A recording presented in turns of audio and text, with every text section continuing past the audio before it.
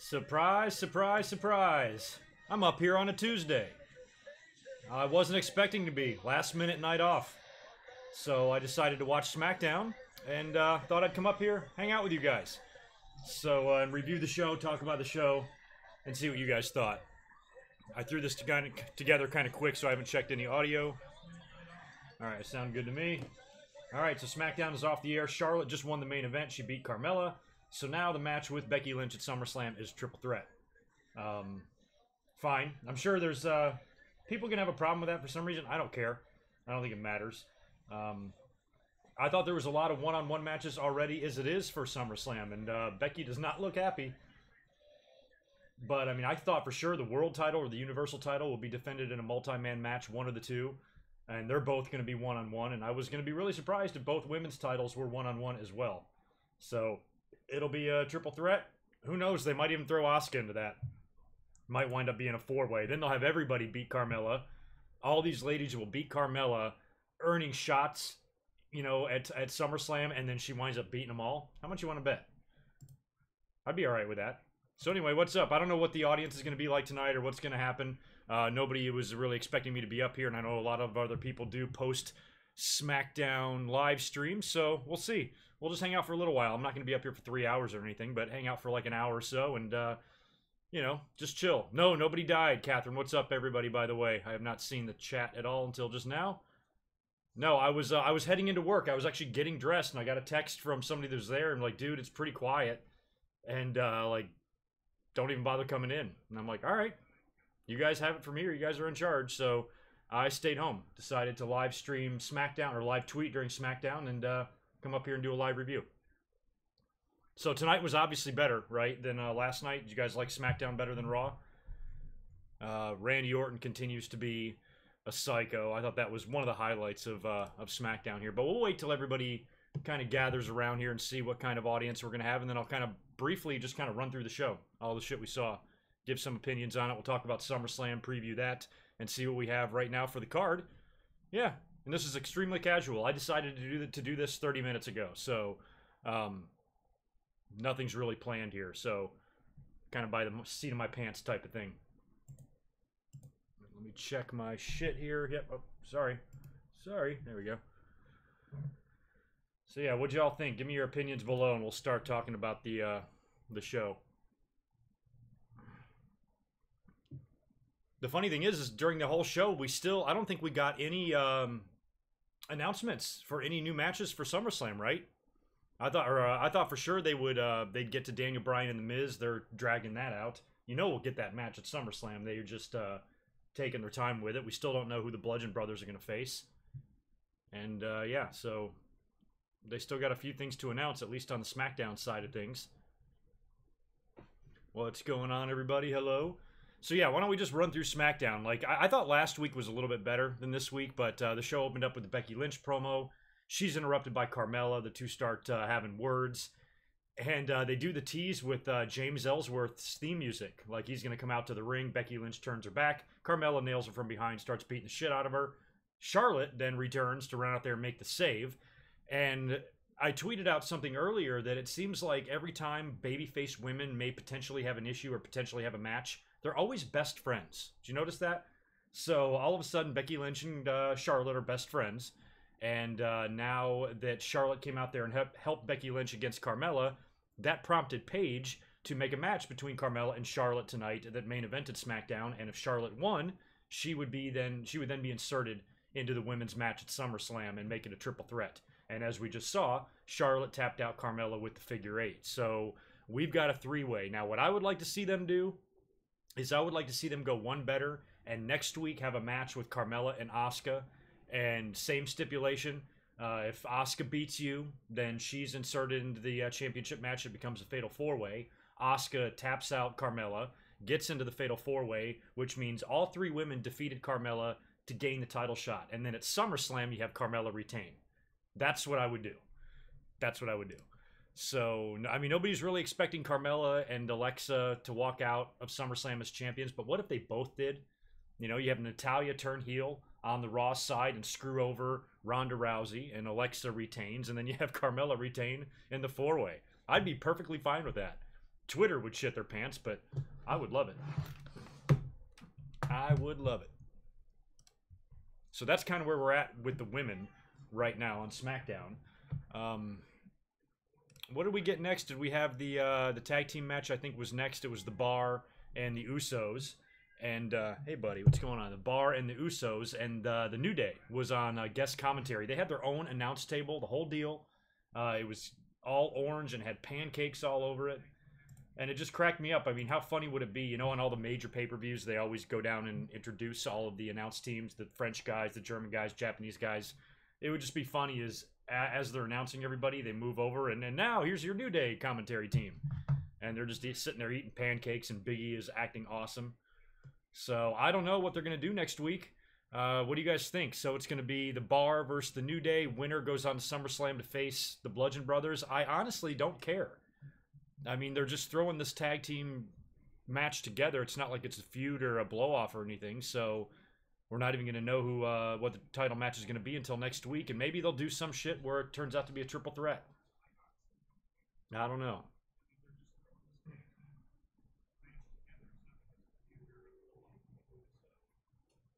Yeah, I don't know. I just don't know if I really have an emotional investment in what New Day and the Bar do next week. I like both teams. Hell, I like the Usos. I would have been fine with either of those teams. I mean, I think all 4 teams involved in the tag team title picture right now in SmackDown are all pretty good. But I guess if I had to pick, I'd go with the Bar. I like the Bar.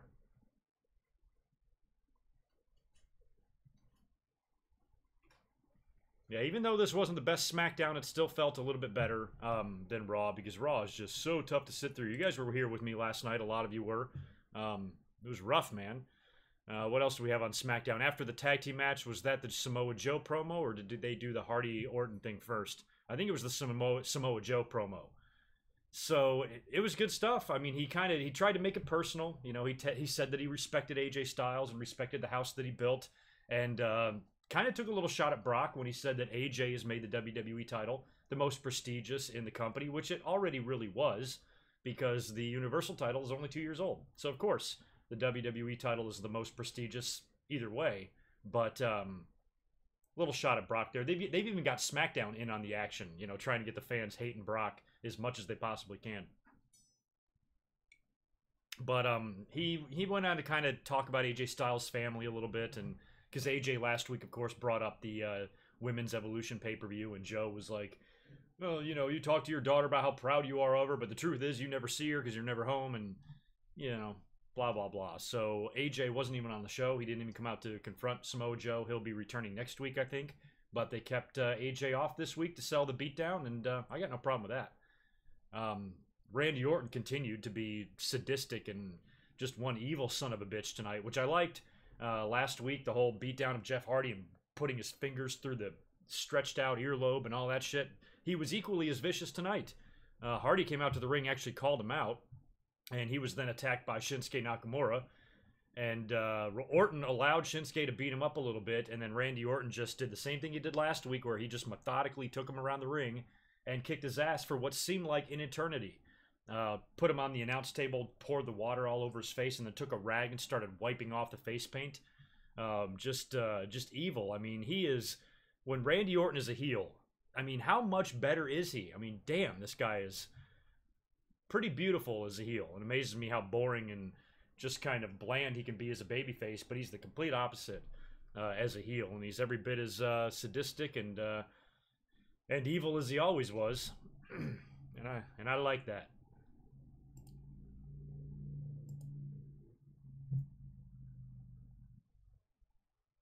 I don't even know if I can see Becky Lynch being a heel. I don't know. I don't know. Randy Orton, I don't know if they're going to let him use the punt kick. That's going to be a tough thing to do with concussions and all of that. Not that he can't make it safe, but WWE doesn't want kids to be punting each other in the head. Oh, thank you for the super chat, Spaz. I think James Gunn could be a WWE writer if Marvel doesn't take him back. Well, I'm not too privy on the comic book movies and stuff. Who's he, a writer or director or something? I know I've heard his name before. There's probably a lot of guys in Hollywood that might make decent writers, or might, you know, you might wonder how they would translate to a professional wrestling environment. And I think, you know, the comic book guys probably have the best potential to succeed in that department. I don't think you can put like Martin Scorsese on the creative team. He's going to have a completely different idea. But you know, those big blockbuster comic book type movies, I don't know. That's y'all's call. But thank you for the super chat, Spaz. You're awesome. And everybody go take a look at his channel. You can just click that little those 3 little dots on the top right there, and it'll take you right to his channel. Go give him a sub.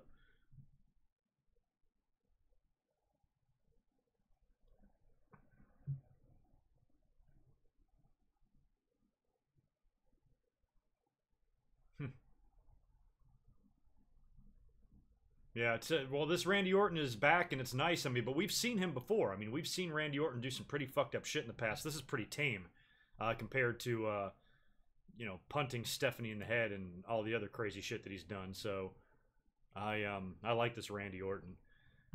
Looks like they're still really prolonging the breakup too between Aiden English and Rusev and Lana. They've got all 3 of them fighting with each other. They're doing something where Rusev like wants his space or whatever, so Lana had to take on Zelina Vega tonight. And Aiden English tries to run out there and interfere, and he fucks up, of course, and Zelina is able to roll up Lana and pin her. And then backstage, you know, the 3 of them are talking again, so it's only a matter of time before Rusev gets fed up and ditches Aiden English. But if they're setting up something here for SummerSlam, you got to think we're doing mixed tag, right? Zelina and Andrade against Rusev and Lana. Unless they do Rusev and Vega, or I'm sorry, Rusev and Almas one-on-one, and then chain Vega and Lana to the ring post. I don't know what the fuck. But it looks like they're leading somewhere in that direction. The Daniel Bryan and Miz promo was pretty good. I like, much like with AJ Styles, I like that they kept Miz off TV. No reason, you know, try to keep these guys apart as long as possible. I don't think Daniel Bryan should even touch the Miz until SummerSlam. So if you can have him off of TV and have him run from Daniel Bryan until the pay-per-view, that's probably the best way to go there. They both cut a pretty good promo. Not only did the Miz, as usual, cut a good one like via satellite on the set of his movie, or probably backstage at 3 o'clock this afternoon. But not only was his good, but Daniel Bryan's was good as well. Daniel Bryan called Miz a punk, a weak bitch, and says there's no way you could ever beat me in a fair fight, and that he's soft and he'll never be The Rock or John Cena. Great shit. And the Miz was just as good with all of his comebacks on Daniel Bryan. And then he did the thing where Daniel Bryan sounds like a baby, and he put all the babies crying up on the screen. I found that more annoying than funny, to be honest. But, you know, Daniel Bryan and The Miz is something that's been dragging on for so many years, and even The Miz brought it up. He brought up being Daniel Bryan's pro on NXT. And then we're talking, how long ago was that? 8-9 years now? So it's been a while. So yeah, this thing's been going on for a long time.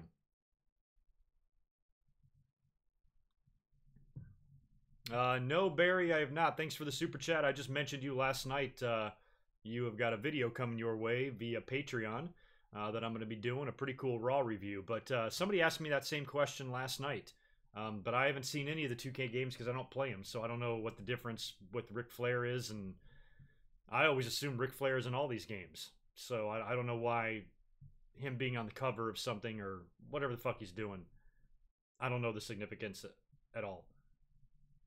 Because I suck at video games.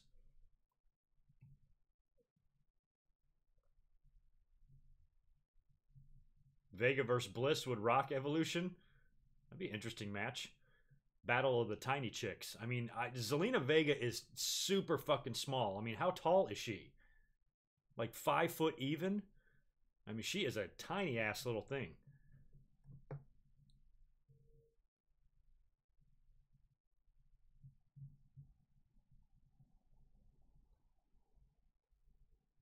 Okay, yeah, I wasn't aware. I really don't know much about the Ric Flair stuff. Wasn't really aware.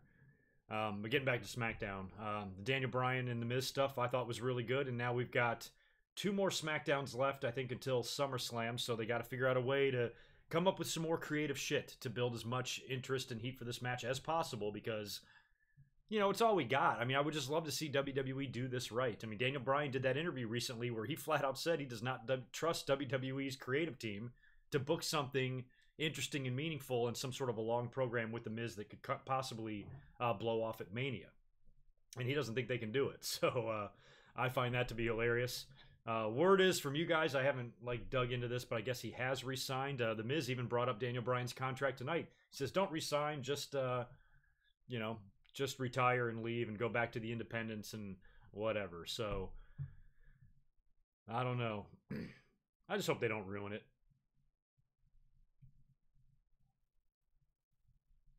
She's 4'9". Jesus Christ. She's like a mini.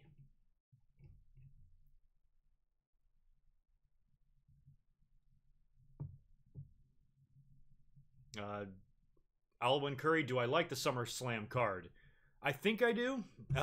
It's not the greatest. I actually have the matches written down. Let's see what we got here so far. Here's the SummerSlam card as it stands right now. I'm going to add some of the matches that we know are going to be added, and you guys can help me out in case I leave anything out. Top of the card, of course, Brock Lesnar, Roman Reigns, AJ Styles, Samoa Joe, Seth Rollins, and Dolph for the IC title, Alexa Bliss and Ronda for the Raw title. We've got now, as of right now, it's going to be Carmella versus Becky Lynch and Charlotte in a triple threat, and I have a feeling they might add a fourth woman next week if they do that idea that I mentioned earlier. So we know we've got the SmackDown Women's title match. Braun Strowman versus Kevin Owens with the briefcase on the line. The Bludgeon Brothers will take on the winners of the New Day in the Bar next week. The B Team will probably have a title defense, I'm guessing, on the kickoff, most likely. And you know we're going to have a U.S. title match. We've got Shinsuke and Orton and Hardy involved in this thing. And right now it looks like that could potentially be a triple threat, but who knows? Maybe Randy Orton, Jeff Hardy go one-on-one and Shinsuke defends the title. I don't know. But something's going to happen there. The Cruiserweight title's on the line. Cedric Alexander defending against Drew Gulak. We know we're going to get Daniel Bryan and The Miz. What else am I missing? Are we going to get anything else with Finn Balor and Baron Corbin? I hope not, but we might. So that's another match. So that's 1, 2, 3, 4, 5, 6, 7, 8, 9, 10. We're looking at a 12 or 13 match card here. Really hoping they don't wind up doing something with Bobby Roode and Mojo Rawley and any of that other dumb shit that's going on Raw. So I'm trying to think what's left, what they could add. Are there any women that they could do some shit with aside from the title matches? Oh, we've got Becky and Sasha. Sure, certainly something's got to happen there, right? I mean, what are Becky and Sasha going to do? Or Bayley and Sasha, I'm sorry. What are they going to do? So there's your 12th or 13th match right there.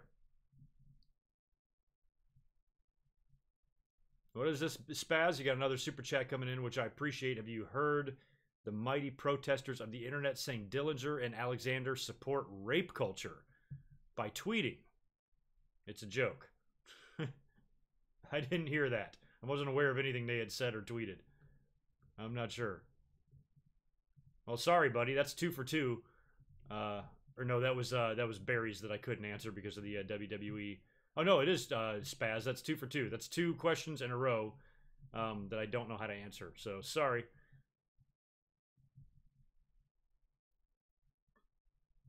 Yeah, new one. I just came up on the fly. I was actually heading into work, and at the last minute, I didn't have to go in.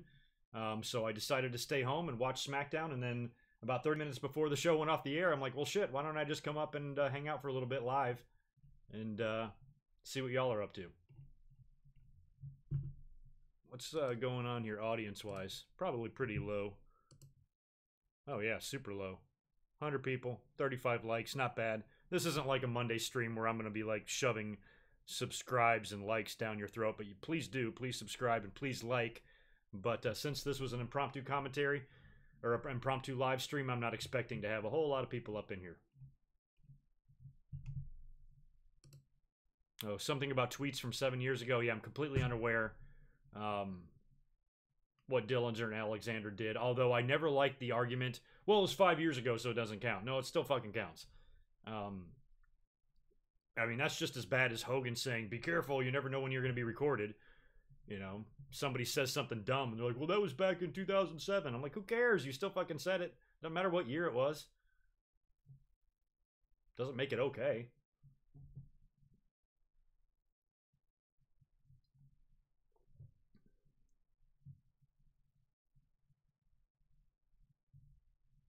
Yeah, Jerry Lawler, yeah, by the way, if you guys want to hear my thoughts on all those horrible deaths that we suffered on Sunday, I got a link to that video in the top right-hand corner there. But I wasn't aware of Jerry Lawler failing to pay Brian Christopher's bail. I've seen a couple of things, though. Lawler had been asked, and he had said something along the lines of, there's more than this than meets the eye, possibly in Christopher's death, although I don't know how it could be. I think it's, I'm not a psychologist, but it almost seems like a form of denial. He doesn't want to accept the fact that Brian took his own life, but I don't see any other way. For him to be murdered would make no sense.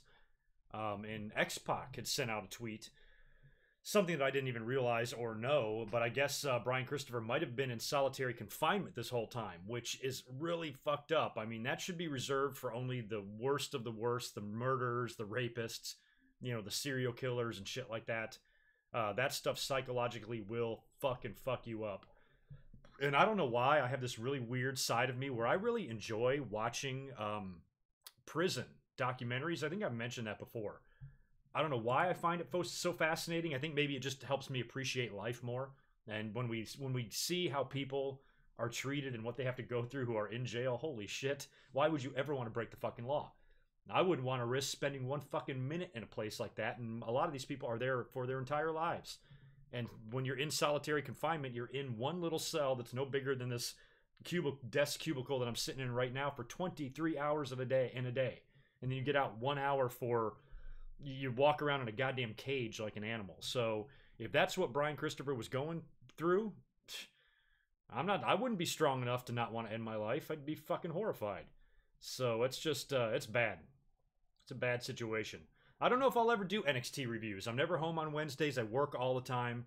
I would have to, that means I would have to dedicate like every Wednesday to coming home from work really late, watching the show, getting up here and doing a video.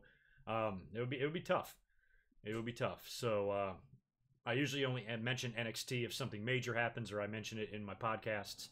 I usually try to talk about it a little bit, but I'm not very good at NXT.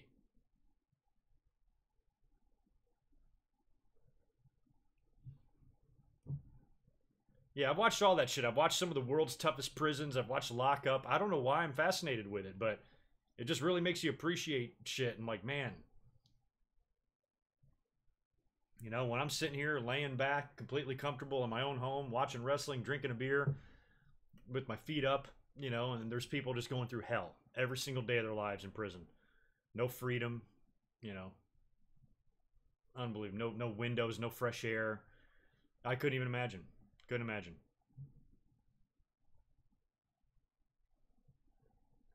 I swear, if I was famous or something or had some like notoriety, I'd visit prisons. I'd talk to the inmates and just try to do something, anything I could to fucking keep them sane.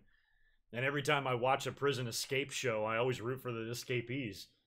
Even if they deserve to be in there, even if they're horrible people, I don't know why, I still find myself rooting for them. I'm evil.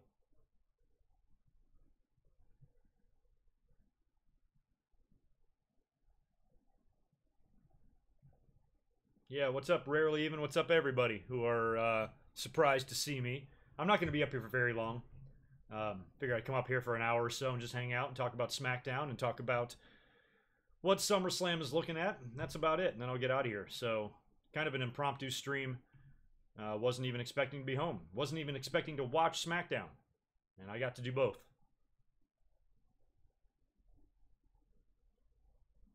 The new one, yes, there was a time. There was lots of times when there was not a pay-per-view every month. The pay-per-view every month thing didn't start until WCW. They actually got the ball rolling on that because prior to WCW signing Hogan and stuff, it was still the Big Four or the Big Five in WWE. You had Rumble, WrestleMania, King of the Ring, SummerSlam, and Survivor Series. They didn't start the In Your Houses until '95, and I think that was an answer to WCW already doing a few more pay-per-views than 5.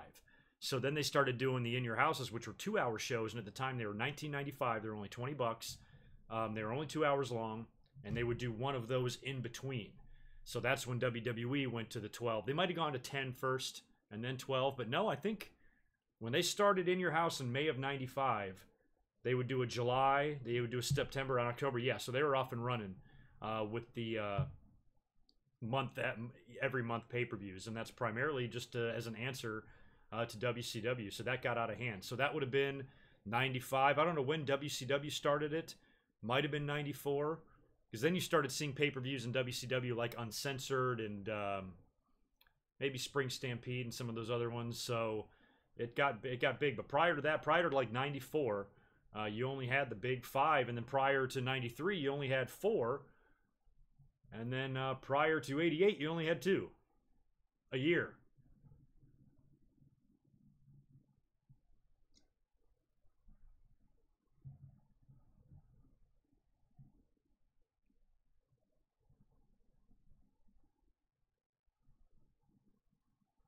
I remember the show Oz on HBO. I never really watched it, though. I probably should, considering what I just said about prison shows. Yeah, if you only started watching in 99, 2000, they were well off and running by then. And hell, it was crazy by that point, because then you had WCW and WWE both doing 12 a year. Then you're doing 24. And I remember I would order every WWE pay-per-view unconditionally. Every single month, I have every single one of them still recorded off a TV by myself. But every now and then, I would splurge for the WCW show. Every now and then, one of my friends, you know, we'd talk and be like, do you have any interest? I think we ordered a couple Starcades. I remember I ordered Halloween Havoc, 97, or whatever the show with Eddie and Rey Mysterio. That great match, whatever that one was. I've got a few. I probably would order 2 to 3 WCW pay-per-views a year from 1995 to 99. And then I was like, the hell with these guys. They suck. Nope. No company's ever going to compete with WWE. Not going to happen now. There was only one chance of that happening, and that's when WWE was, you know, they really downsized. They were a small family-run business in 1994. Along comes Ted Turner, somebody with 10 times more money than them, and can out-compete them in everything. Signing talent and budget and TV deals. I mean, he had his own fucking network. That was the only time. That was the only chance of anybody ever overthrowing the WWE, because they were vulnerable. They're not vulnerable now. You know, they're too ingrained. You know, their logo and their meaning, and everybody, you know, the company brand is just too big. So there was one chance. If anybody ever hated WWE and wished they never existed, we had one chance for them to go away, and that was when WCW had them on the ropes. You guys need to stop suggesting shows to me, because if you suggest a bunch of shows for me to watch, that's going to take away from time of me working on the YouTube channel. That's primarily why I don't watch a lot of shows, because I'm already doing this, and I'm already working, and I don't want to sit in the house and watch TV shows all day. I like to get out there and do shit too. So if I start watching shows, I'm going to have to do less YouTube. So just be happy that I don't really care about TV, because if I did, you might never see me again. Beetle 911. I love Becky Lynch, but watch your mouth. Watch your mouth.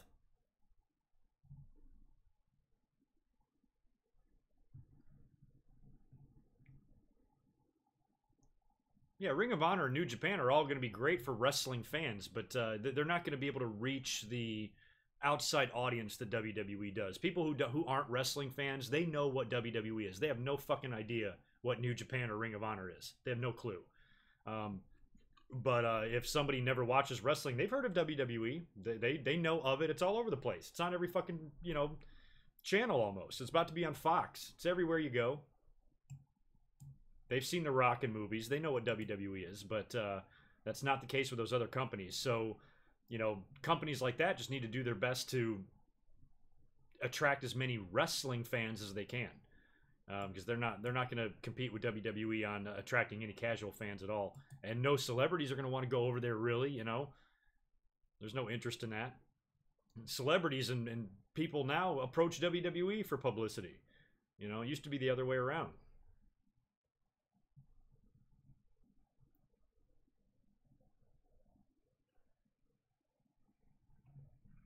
No, that I've seen. I've seen a lot of those network shows, Vash. I've seen all of the Monday Night Wars. And I'm fascinated by those because I lived them. I remember that old DVD that came out a long time ago, that Monday Night Wars DVD that WWE did, maybe like 2003 or 4 or something like that. I watched that thing like 100 times, and it's not even that good. The series on the network is awesome stuff because they chronicled a lot of stuff and they broke it off into certain episodes, like one episode all about The Undertaker, one about Goldberg, and one about Austin and McMahon.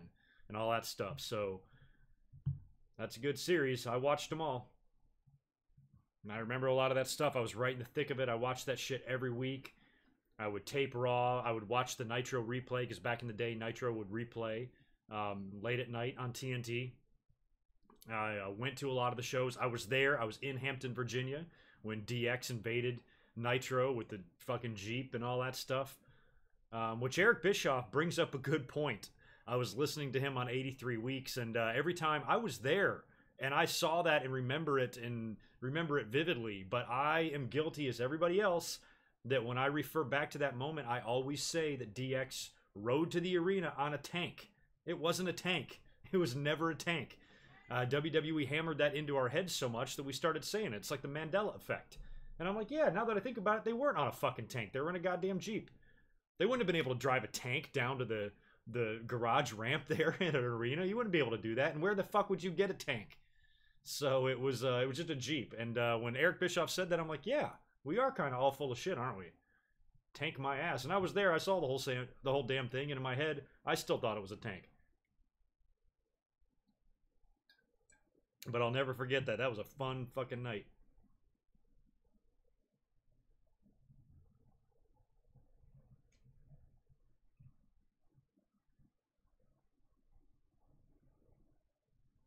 I was trying to prepare for the stream there at the end of SmackDown, so I was watching the Carmella and Charlotte match, but I wasn't 100% focused on it, so if there was a botch, I didn't see it. Charlotte did look like she was a little banged up on her mouth there. Might have had a bloody lip or got knocked in the teeth or something, but aside from that, I didn't see anything too crazy. That's right, I heard about Charlotte's popped boob. Good for her. Glad she got that fixed. That's where she's been. She's been getting her tit fixed. It happens.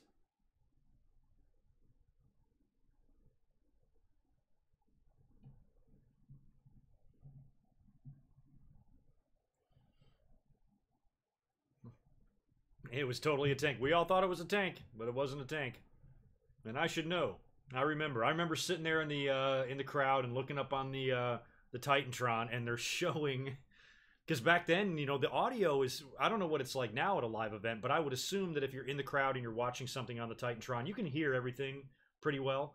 I think the audio was really good. Back then, it was still in the infancy, you know, of the Titantron and stuff, and the audio wasn't as good, and it was even hard to see the screen because it wasn't as bright in HD. It was almost faded, especially if you're looking at it at an angle.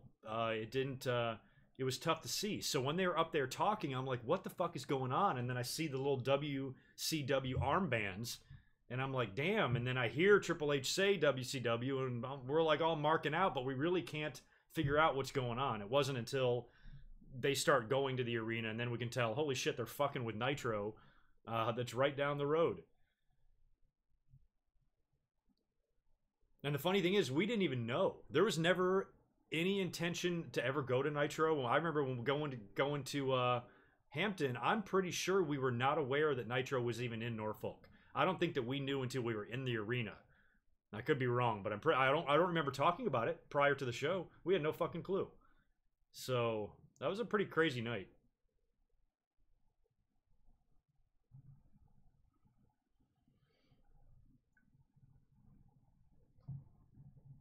Hey, stop. Jesus, Spaz and your $5 jokes. Thank you for that. Roman as champ is like sex with Bill Cosby. We can scream as loud as we want, but it's going to happen. I don't know. Sex with Bill Cosby, I don't think any of those women were screaming. I think they were unconscious. So, maybe Mike Tyson would be better. But yeah, Bill Cosby, man, he was drugging them bitches unconscious and then doing God knows what. Oh my God. Buddy, I'd really not like you to come over here right now. Yeah, I remember Jason Sensation. He was awesome. His fucking Owen Hart. Nobody does an Owen Hart like he does. He was around, I remember seeing him the first time in Wrestling with Shadows. He was like interviewed. They were portraying him as just a fan, but I guess he knew the Harts, or he knew somebody. I forgot how he knew all of them. Yeah, Catherine, I don't know where the little bastard is. I don't see him. But yeah, this is Bub in my lap. Tito's MIA. He's probably trying to text you. Saying, Catherine, I'm under the bed.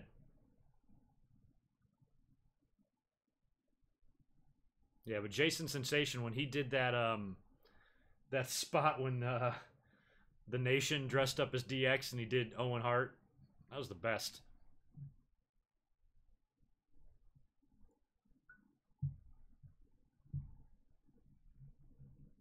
No, I used to sub to the Observer. I used to get the Torch back in the day. I used to call some hotlines, but I'm not sub to any of them right now. There's so much wrestling news all over the place. That's free. I just don't see the need to, but I was into the sheets long ago, and another one that I used to subscribe to, she was such a great lady, Georgianne Macropolis, and I got a chance to talk to her a few times. She passed away. It's been a few years now since she died, but she had the Wrestling Chatterbox, which was a nice newsletter.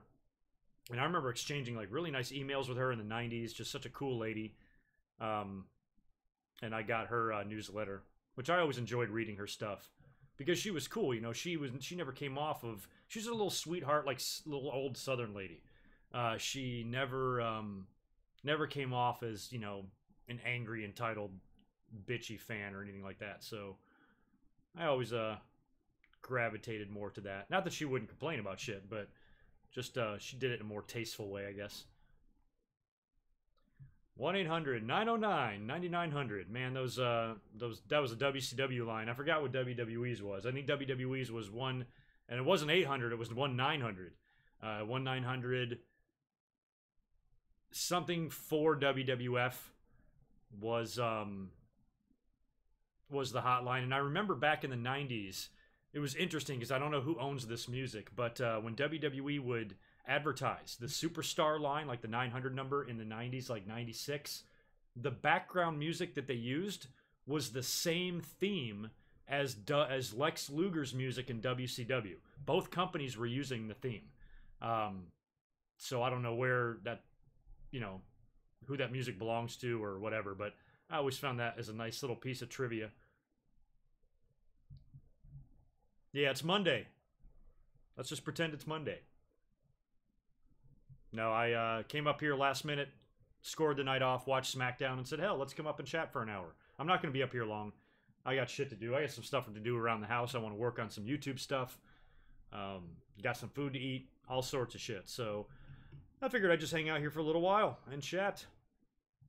And I'm not seeing, YouTube-wise, there's not a whole lot of people up right now. I thought everybody came up after SmackDown and did live streams. Guess not. I'm the lone soul up here, and we don't have a whole lot of people in the house either, so pretty low audience right now, but it's okay. I wasn't expecting a big one. Yeah, Catherine, you've been pushing that 5-year Roman run. I think you really want that. I ain't gonna lie, it would be funny as shit.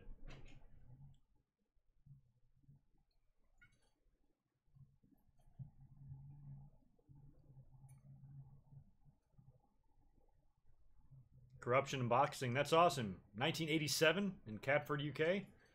Wow. Marty Jones. I saw Owen wrestle. I saw Owen wrestle the year that he died. Just a couple months before he died, I was at a house show and got some pictures of him with him and everything. So it's the last time I saw Owen wrestle live a lot of times. But I think that month was probably... It's probably February, I think, of 99. So just a couple months before he died. That would be cool. You know how there's like cults and there's like different groups of people that pretend it's a certain time period? You know, like, there's all sorts of different little cults that do that. Oh, they pretend it's the 1800s or whatever. What if I made a YouTube channel and I just pretended it was like 1995, 1994? And I'd come up here and review Raw. So tonight was great. We saw Yokozuna taking on Mabel, and it was fucking awesome. And I really don't like what WWE's doing with Mabel. They're clearly, putting him with Yokozuna as a ploy to get the fans to cheer him. Like, just think about using some of that language we hear today in the product back in the 90s. That would actually be a really funny idea and unique idea, something different for YouTube. Maybe that could be my alter ego, 90s Morgan, coming up here and just reviewing the show, but with a 2018 internet wrestling community fans attitude. I don't know if I'm that clever to write shit, to write funny stuff, but that would be an idea.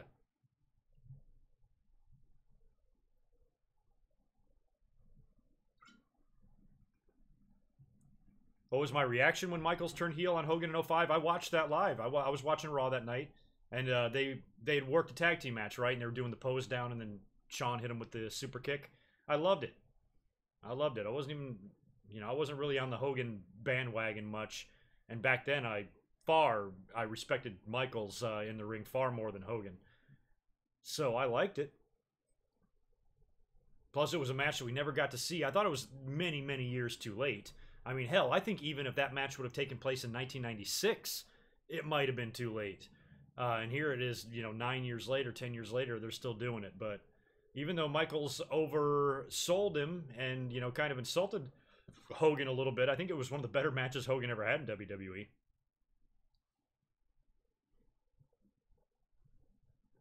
Yeah, exactly. Why is the belt on Sable? She can't wrestle. Was 1994, Barry, was 1994 WWF actually good? From a 2018 wrestling fan's eyes, I would say no, it's not. Living through it the way I did, I found myself still enjoying 94, even though in retrospect it was a horrible year. I was a big Bret Hart fan, so things were pretty good for me in 1994. He held the WWE title for the majority of the year. I liked WrestleMania that year. I thought WrestleMania 10 and SummerSlam were good in 94. I thought the King of the Ring wasn't too good. Survivor Series wasn't that good. They put the belt on Backlund, for fuck's sake. And Royal Rumble was decent. Hokey as shit with The Undertaker levitating, to the ceiling and shit. But 94 is widely looked back on as a terrible year, and the Monday Night Raws and everything in between was really bad, but the pay-per-views were okay. They weren't really that bad. I think the pay-per-views in 94 were better than 95, because Royal Rumble 95 sucked, WrestleMania 11 sucked, King of the Ring 95 really sucked, SummerSlam sucked. Yeah, every single pay-per-view in 1995 sucked except for December in your house when when Brett and Davey had that awesome match in Pennsylvania. What else? All the other pay-per-views were pretty bad. So yeah, I'm going to say 95 was worse than 94.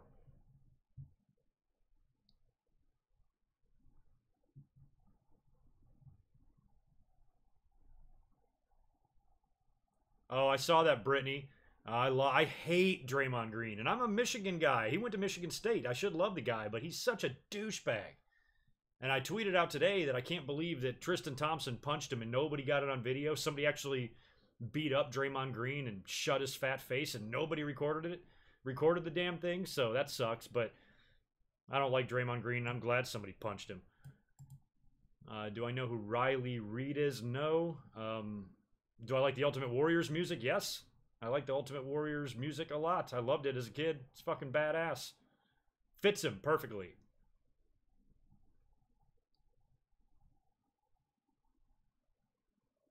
Yeah, the Undertaker versus the Undertaker match was pretty bad. Again, looking back though, and a lot of the build was really bad. Those vignettes or those skits they would do, in public places at bakeries and in the park. I saw the Undertaker, and they brought in Leslie Nielsen, which was fun. But yeah, that was I don't know what the fuck they were smoking. That's hokey even by today's standards. Mind Games was in 96. That was September of 96 at In Your House. That was awesome.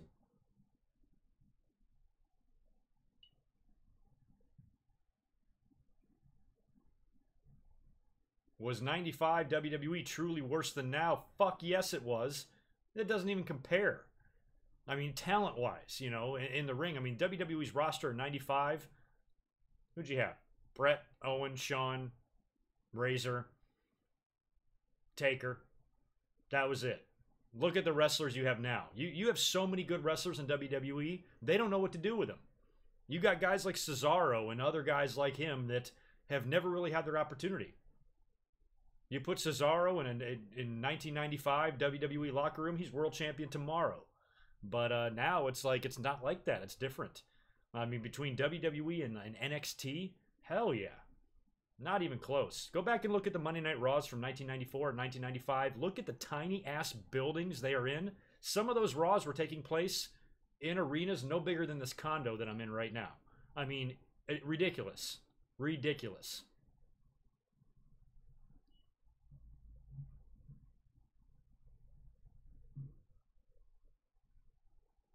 Oh yeah, the old Stacker 2 commercials. As a matter of fact, there's a listener of mine, Troy, I think it is. He messages me a lot, and he says a lot of things on social media. He was in, I think, one of the Stacker 2 commercials back in the day, which was weird. I hope I have, Troy, if you're listening, I hope I have that story right. But something I always remembered when he would start to tweet me, he did mention that he was in those commercials.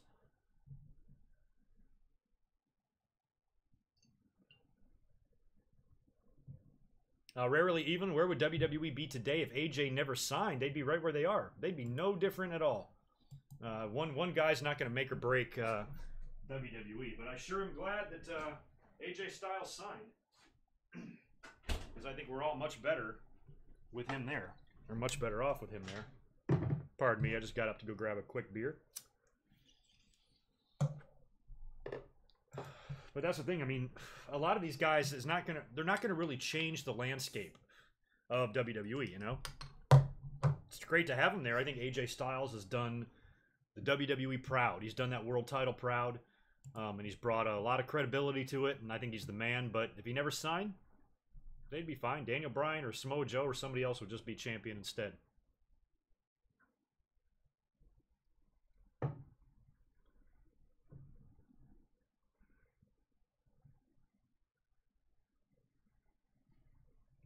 Oh God, Nasir Jones. What do I consider the worst WWE main event of the 90s? That's encompassing a lot of ground. King of the Ring 95 was terrible. It was a tag team match with Sid and Tatanka. I think it was Bam Bam and Diesel. That was terrible. Same year, since 95 sucked so bad, Bulldog and Diesel had a shitty ass main event. It in your house. 90. Let's see what happened in 97. Were there any shitty main events in 97? Not really.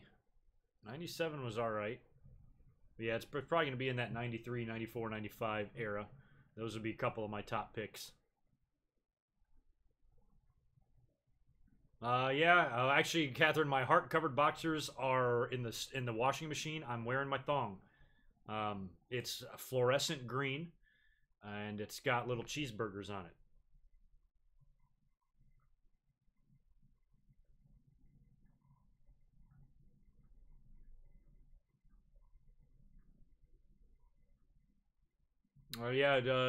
Gallows and Anderson are two guys that I really hope leave. I would love to see them go back to New Japan.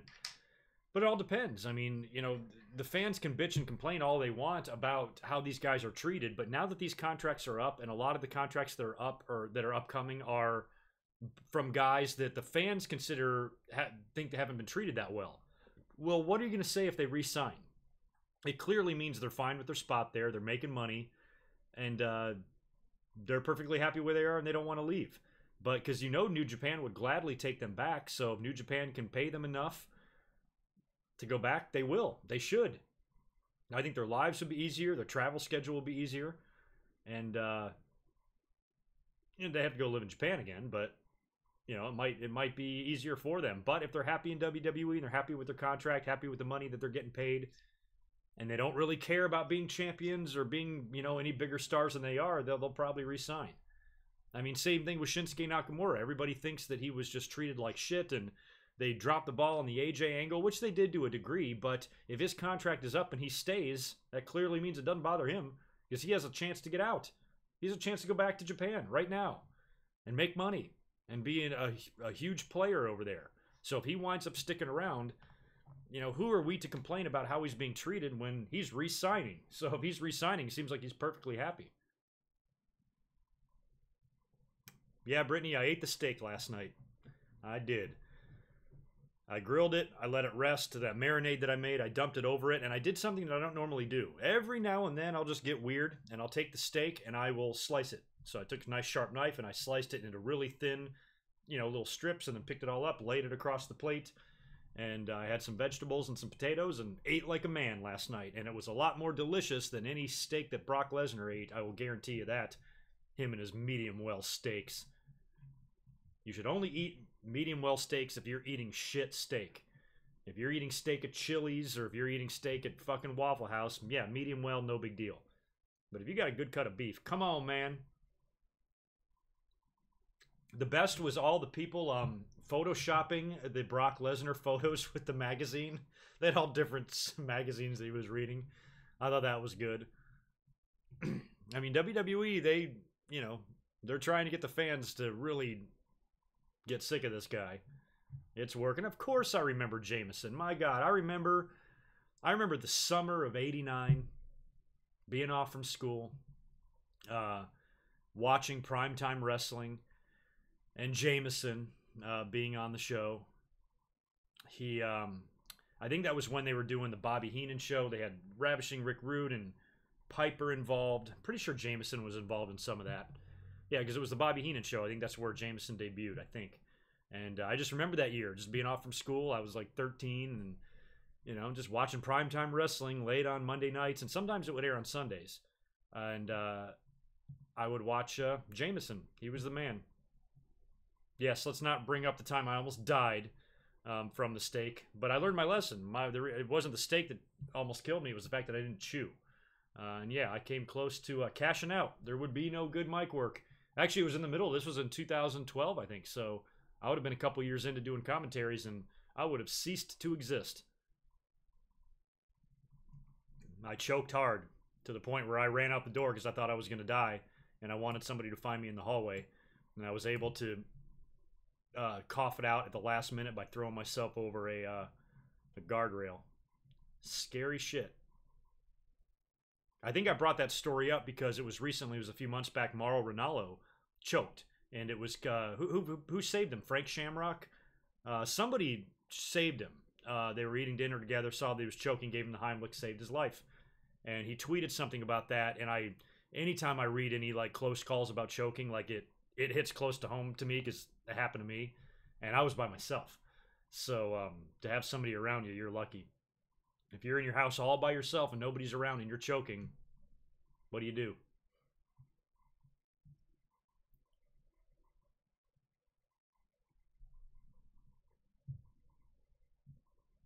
How would I book an NXT invasion or takeover? I don't know. It depends on when it happens or if it happens. You know, if it's present day, then you got to take the talent that's there and think about how to incorporate them and how to have them invade. But most of the time, the cool thing about NXT, most of the time, a lot of that top talent, they're so involved in their shit and their storylines, they have no real reason to even invade WWE in storylines. So WWE is going to have to do something to kind of spark the issue, or, you know, between the two brands. Otherwise, NXT, what do they have to keep? What do they even care? So, I mean, they're already outperforming WWE in most cases in pay-per-views. So, why would they care about even invading? So they'd have to make some sort of a storyline out of it. But I don't know if we want to see that. Be careful what you wish for. Be careful what you wish for. I mean, a lot of people, it's funny too, when there's a talent that's been in NXT for a while. WWE is so stupid. Move them up to the main roster already. What's taking so long? And I'm like, what's the fucking hurry? Why do you want to see them go to the main roster? Because in more cases than not, they're much better off in NXT. Some, you know, are better off on the main roster, but most are not. So far, that's been proven. So, you know, for me, if there's somebody that's doing really well in NXT, keep them there. We get to continue to enjoy them on takeovers and once a week on the WWE Network. Why put them on SmackDown and treat them like shit? Have them feud with Mojo Rawley. No thanks.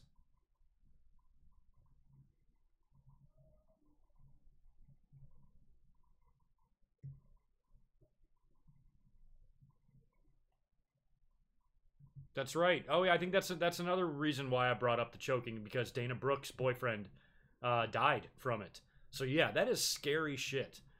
I mean, I've never been in any sort of like serious accident where my life has flashed before my eyes, except for that. So I mean, that was so close. I was probably seconds away from death, and I was very lucky. Very lucky.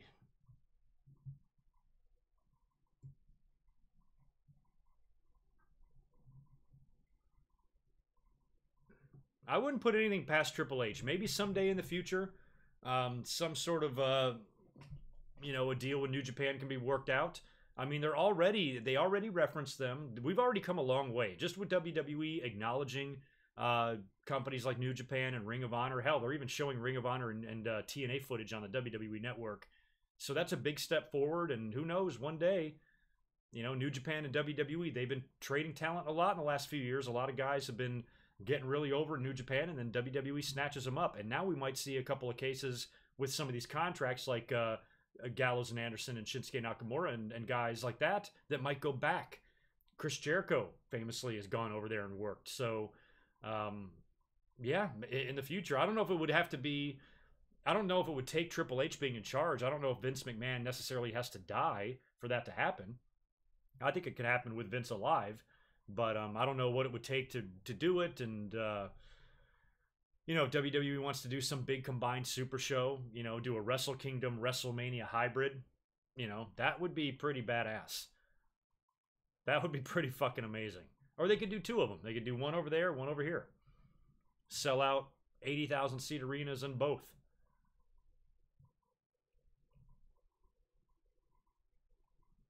No, I don't think WWE would ever do World War III. I hated that concept. I thought it was crazy. I thought WCW was trying, you know, they were right in the thick of trying to compete with WWE in 1995 and trying to do stuff that we had not seen. We had seen some multiple ring battle royals in the past. They did some in Texas years ago, or the AWA did them too. But nothing like that. They had 60 men. And they were pulling talent out of the woodwork. Go back and look at that first World War III. Look at some, when they're announcing all the wrestlers. I can't even think of who they all are now. But they really signed a lot of guys for one-shot deals for that. They were bringing in guys that I remember watching the pay-per-view. I'm like, holy shit, what's he doing there? You know, a lot of WWE guys just came in for one shot just to get, you know, a few minutes in the Battle Royal, get eliminated. And that was the end of it.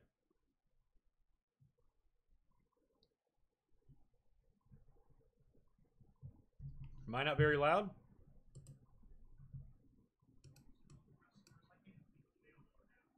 They really signed a lot of guys for one shot. I can hear myself. What's wrong with you? You turn yourself up. I have the mic on the same volume that I always do. So yeah, maybe I can move closer to the mic. How about that? I'll try to meet you halfway there. I don't really like fucking with my audio settings because I keep them on the same one for every stream, so I'd rather not mess with them.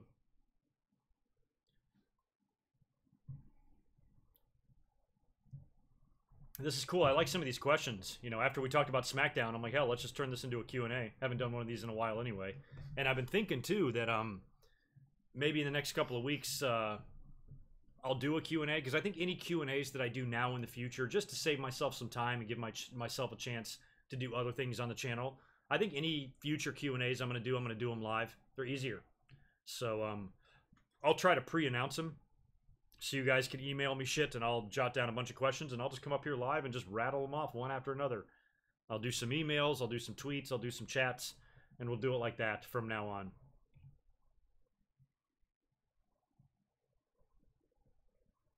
Yeah, I wasn't expecting to go live. I scored a nice night off. I was so happy. I was even getting dressed. I just gotten out of the shower and I'd gone in for a short time this morning and I'm like, I really should be there. I'm gonna go back. And so I'm just kind of putting on my clothes and thinking to myself, it's such a beautiful night. You know, I'd love to be sitting here watching SmackDown.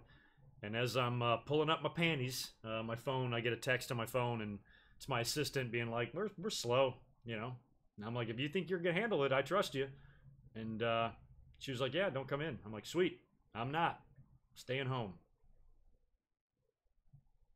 So then as I was watching SmackDown and live tweeting, I'm like, fuck it. Let's come up. Let's come up and hang out for an hour or so. It has now been exactly 1 hour to the very second since I've been up here. So we'll hang out a little bit longer and then I'll get the hell out. How many people are watching this? Like 5? 95. All right. Speaking of 1995, by the way, if you're watching this, hook me up with a like. You know what? Last night's, I don't know what was going on. Last night's stream was really bad as far as like audience for me. Normally on these streams, I'm getting like 20, 30,000 views on them. I had like 3 last night, like 3,000 or something like that. So I already unlisted the video. So if you have the link from last night, you can still go back and watch it. But I already took it off my channel. I got virtually no subscribers from it, which is just such a stark contrast. Every week there's a bunch of people in there, and I get a ton of new subs, and I don't know what the fuck was going on. So we'll try again next week, see if we can get a bigger audience in there. But at least you guys were all with me. Just, you know, the core group of you were all there as always, but a lot of the outside watchers that I usually get weren't there last night. I don't know what was going on.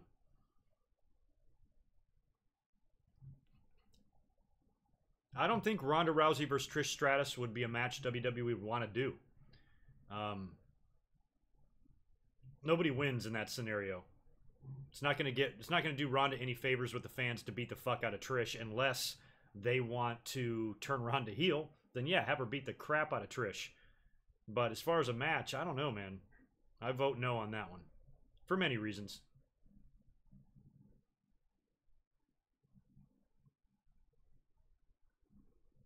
Raw was that bad? Yeah, Raw wasn't that pleasant last night. But no, the thing is, though, the week before, Raw sucked. Raw was even worse than last night, I think. Because at least last night we had Brock there reading magazines. We had that.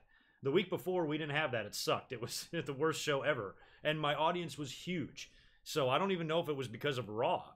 I'm wondering what I did. I'm wondering if I put something wrong in the description or something. But it was a very rare, low kind of audience number. So I'm like, huh, what's going on there?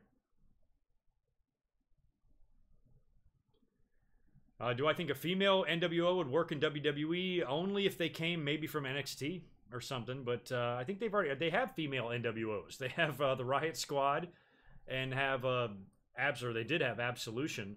But I don't think, just based on how WWE writes shit and how they handle female factions, I can't see a female NWO working. Not because the concept is bad, but because WWE wouldn't know how to do it. Monkeys, I tell you. Whole damn company.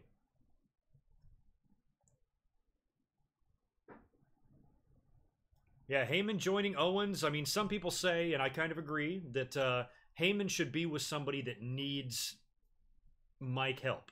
Roman Reigns, Bobby Lashley. Kevin Owens is phenomenal on the mic. So he doesn't necessarily need a mouthpiece like Paul Heyman. But then again, neither did CM Punk. And Punk was with Heyman. So I don't think if somebody's good on the mic, it disqualifies them from being aligned with Paul Heyman. So it's going somewhere. You know Paul Heyman is going to have to turn, or something's going to have to happen here. I think the McMahons might wind up getting involved. You got a briefcase to worry about. So there's all sorts of shit here. And I think every time Brock shits on the business, the fans, and the WWE by reading magazines and refusing to go out to the ring and, you know, manhandling his manager, you know, he's gonna get what's coming to him at SummerSlam. And there's a few "We Want Roman" chants last night, which is something we never hear. I mean, it wasn't that prominent, it wasn't that loud, but they were there. Can't deny they weren't there. But still, it's like, who cares if there's "We Want Roman" chants or not? Like, I don't even think it matters. I'm perfectly fine with the fans booing Roman. You know, I wish WWE would feel that way. WWE, it seems like, I mean, we could be wrong here, but it seems like some of the stuff that they do, they are still trying to get Roman Reigns cheered. And I'm like, just give up. Let the fans boo him. I said it a million times. The fans, every single fan booing Roman Reigns is better than every single fan doing nothing when Bobby Lashley is in the ring. So let them. Let the fans do whatever they want. Don't try to change them. They've made up their minds they want to boo this guy. Let them boo all they want. The fact that they're still, you know, after 5 years or whatever it's been since the fans have rejected this idea, the fact that they're still trying is comical. What the fuck's wrong with WWE? Fuck it. Give up. Fans ain't having it. There's nothing WWE is going to be able to do to change the fans' mind on Roman Reigns, at least right now. The fans are going to have to naturally change their mind on him on their own if they're ever going to do that. It's not going to be because of anything WWE does. Roman's going to have to, you know, just get the fans on his side in his own way. And they're obviously going to have to change up the booking with him. But let him boo.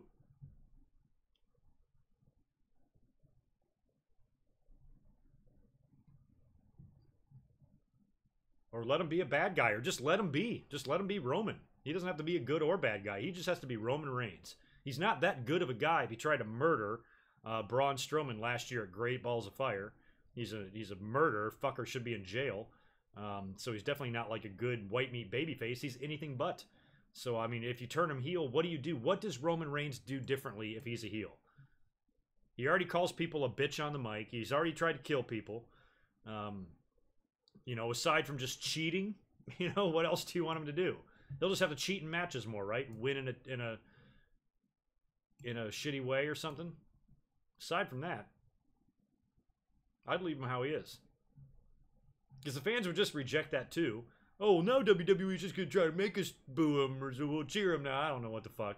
They'll have a problem. Whatever the problem is, they'll have one with it. That's almost guaranteed. So I've almost taken the I give up approach, and I'm like, hey, just don't do anything. Just leave Roman the way he is, and don't try to trick the fans into reacting one way or the other. Let the fans react however they want, even if that means booing them.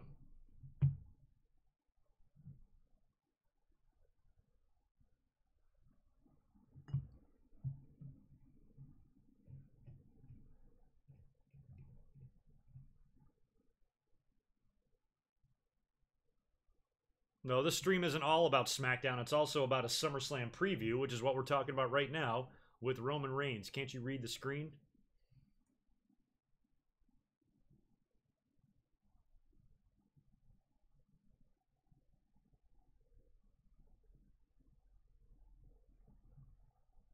Yeah, I don't know. I mean, Roman Reigns might be on the verge of becoming a WWE Universal Champion, and he might be on the verge of getting screwed over by the briefcase holder. Who knows? One way or the other, we got to get the title off of Brock. And then, so what? If Roman wins it, is it really the end of the world? He's going to have title defenses. If Roman wins it, that means he's going to drop it. So I don't know if that's going to... If he'll stretch, he'll remain champion all the way till WrestleMania or not. I don't know, maybe. But if he does, he'll probably drop the belt. To who? I have no idea. Because on Raw right now, if you're going to have Brock off TV... Who's the most likely challenger for Roman Reigns right now anyway? It would have to be Braun Strowman. Right? Bobby Lashley is already fucking buried. He got beat by Roman Reigns, which wasn't that bad, considering Lashley had beat him just a week before. But what they did on Monday Night Raw with Elias and the singing and everything, it's like, ugh, what the fuck?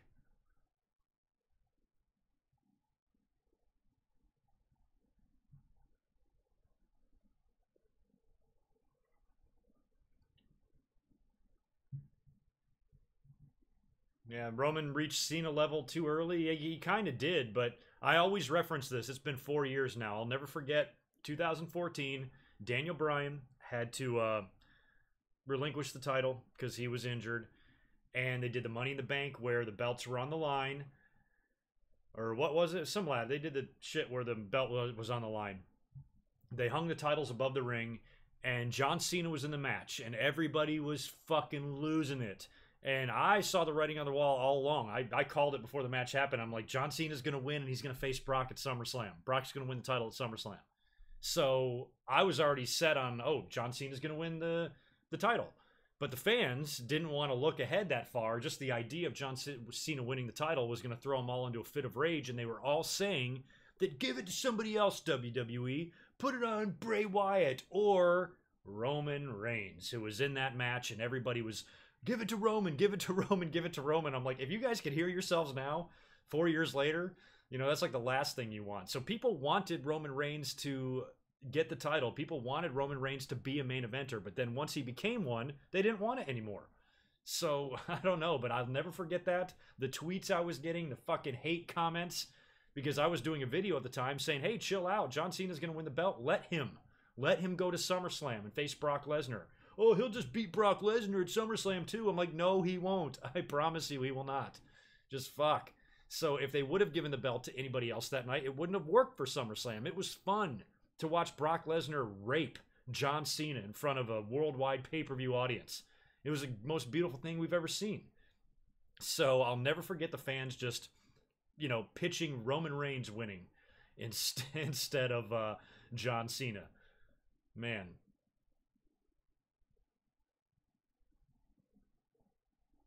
I mean, he was green, but I mean, the word green isn't that significant in modern times now, because back in the 90s and times before that, there wasn't a performance center. Now if you're on the main roster, in most cases, maybe not all cases, but in most cases, if you're on the main roster, you've already been in training for a couple of years. You've been training with some of the best wrestlers this business has ever seen at the Performance Center. You've had your time in NXT. You've practiced how to be on TV and how to do things in the WWE's environment. And you've had a lot of training and a lot of work on it. All you got to do now is go out and execute it. Where before, they were putting people like, I don't know, Nathan Jones and guys like that in the ring with virtually no training whatsoever. That's the definition of green. Now, I don't know if it's the same. Roman Reigns had a lot of experience and a lot of time. Hell, wasn't even in FCW too before they did the whole NXT thing. So he had a few years. I mean, green from today's standpoint, yes, but maybe not unready or anything like that. I think he would have been fine.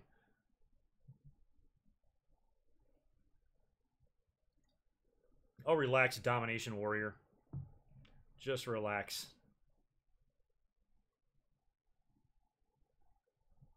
It was a pretty brutal fucking mauling, that's for sure. I remember watching it and I'm like, is he not going to get in any offense at all? Nothing. Cena, I think he hit one AA and got a 1.5 count and then just got murdered for the rest of the match. Fucking crazy. Yeah, so I just look back, I'm like, yeah, everybody wants like the new guy. Everybody wants Roman Reigns. Now they say he can't wrestle. Well, 4 years ago, you wanted him to win the title. Now he can't wrestle. So I think that's the problem with the fans. Instead of saying like, oh, here's Roman's weakness here, here, and here, they do the same thing they do with John Cena. John Cena can't wrestle. He can't cut a promo and all this shit that's untrue. Guys like AJ Styles, some of the best wrestlers in the world, working for WWE and not working for the WWE, all put this guy over. His work ethic and working with him in the ring and how good he is. And Roman Reigns is not like an unathletic guy. Think of other guys WWE has shoved down our throat. The one that comes to mind the most is Lex Luger. Lex Luger in 1994 and 1995 when WWE was trying to make him like the next Hulk Hogan. Compared to Roman Reigns athletically, ice cream and horse manure. No comparison whatsoever. Roman Reigns is 100 times more athletic than Lex Luger was. But Lex Luger was a huge star. So, I mean, things used to be worse. So saying Roman Reigns can't wrestle, that's a bit of a stretch. Especially when you think about the way wrestling used to be.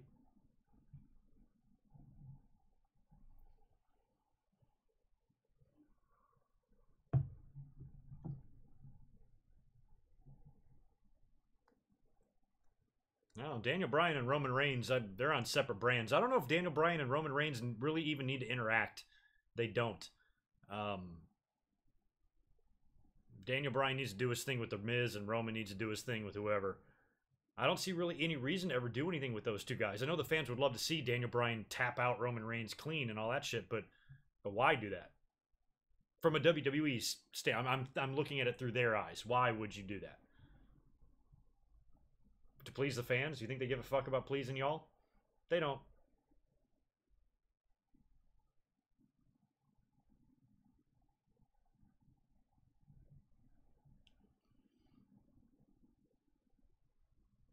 Lex Luger did not. That's the thing. Lex Luger wasn't even a good heel. He wasn't good on the mic. I mean, aside from his insanely good look that he had, because he was, he did have a very good look. I never really enjoyed his mic work. I didn't think that he was, when I think of Lex Luger as a heel, I think somebody like Ravishing Rick Rude was 10 times better as a heel than Lex Luger. 10 times better.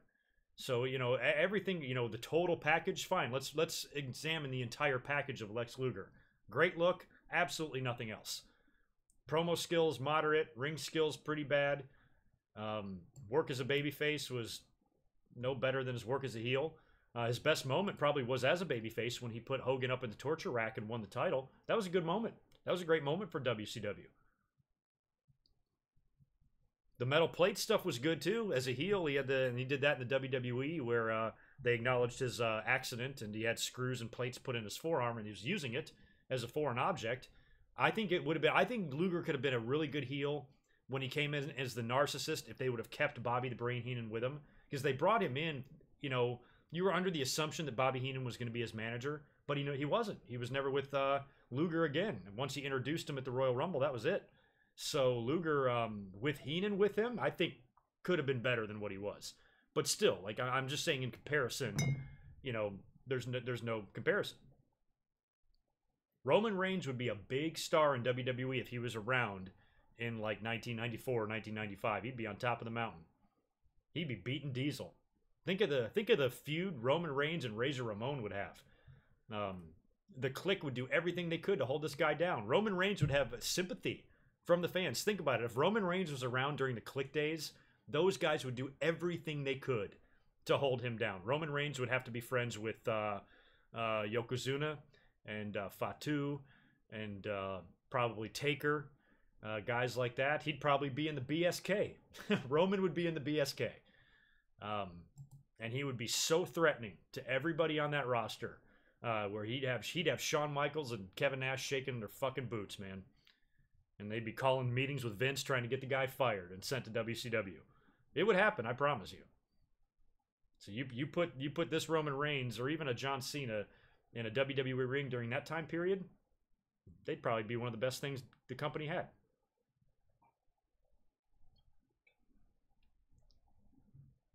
Now that the Usos are a little more badass, I'm open to the Roman Reigns faction joining them. They were together a couple years ago when when the Usos were the colorful baby faces on Raw. They helped Roman celebrate when he won the title and everything. So if they put them together in a little bit of a different twist, that would be good. I saw the Twitter beef with Roman Reigns and Tama Tonga. That would be fun if they could ever get those guys together, because they're not blood related, but they're connected. So that was interesting.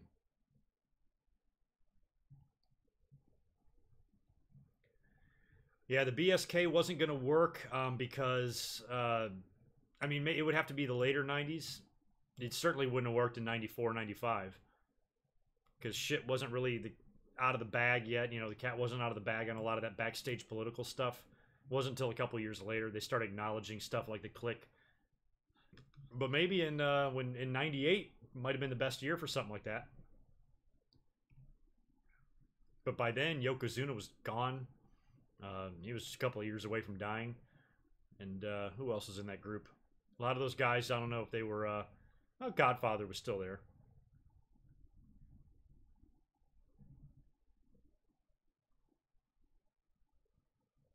Yeah, Paige, I decided to watch your SmackDown show tonight.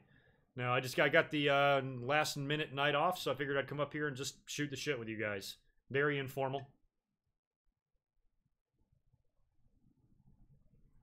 SmackDown for me ends at 7 o'clock. It was about 6:30 that I decided to do this, and I'm like, I got just enough time to put an overlay screen together and get the stream set up and ready and plug all my mics in and get ready just in time for the show to go off the air. So I just barely made it.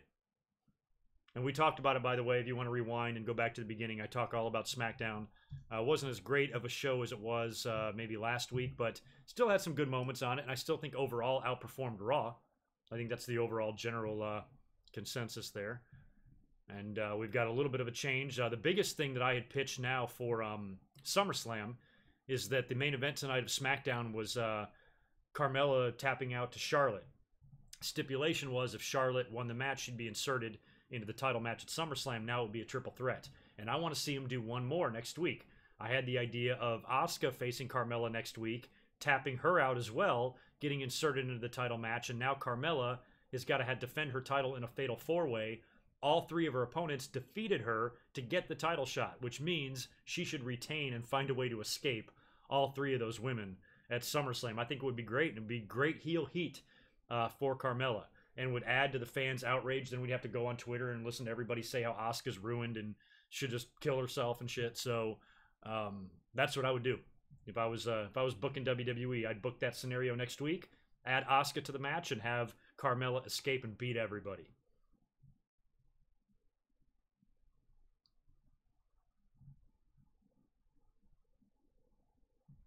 You just found out I almost died from choking. Yep, I did. It was several years ago. Very close call.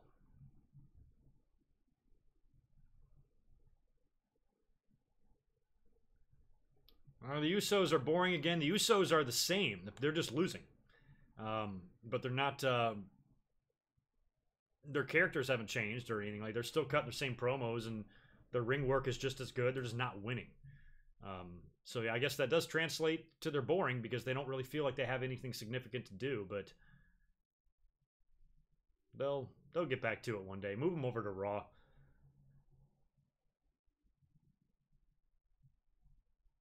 If they do a physical Hall of Fame, that's where I would expect it to be, yes. I think that's where they'd put it. Orlando's a great tourist attraction type of place. You're not going to put a physical Hall of Fame in fucking Connecticut. No, but who wants to go to Connecticut? You know, oh my God, I got a vacation coming up. I need 2 weeks in, you know, Connecticut, in Stamford. Yeah, that'd be great.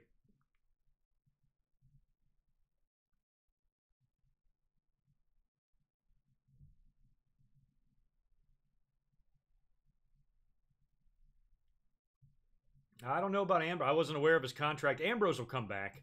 His contract expiring, he's got no reason to leave. No reason to leave at all. I fully expect him to resign. A guy like Dean Ambrose, what's he going to do on the independents? How much more money is he going to make? He can't even use the name. His wife works there. He'll stay. And I think when he comes back, I mean, he's another X Factor. There's so much shit you can do in the main event with Brock and Roman at SummerSlam, and Dean Ambrose is one of those things. You could bring him back. You can bring him back at SummerSlam. You can bring him back the next night on Raw.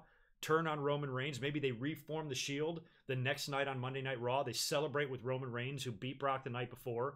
Then Ambrose attacks from behind, turns on the Shield, wears Roman out, who's already had the match of his life the night before against Brock Lesnar, wears him out with a chair, and then Seth Rollins and Dean fight off into the crowd. Roman's in the ring all by himself, and then whoever the fuck holds that briefcase hit their music.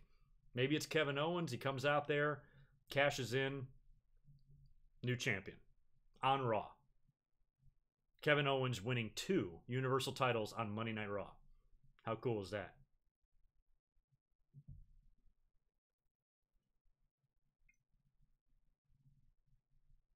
But as far as when exactly he's coming back, I don't know. I think it's WWE's choice. I'm glad that they're holding him off. I'm glad that they're not rushing him back, because why rush him back if you don't have anything to do with him? Like, bring him back in a really significant moment. Wait, hold it, you know, use it for something big. And I think maybe tying him into Roman, dropping the belt, could work.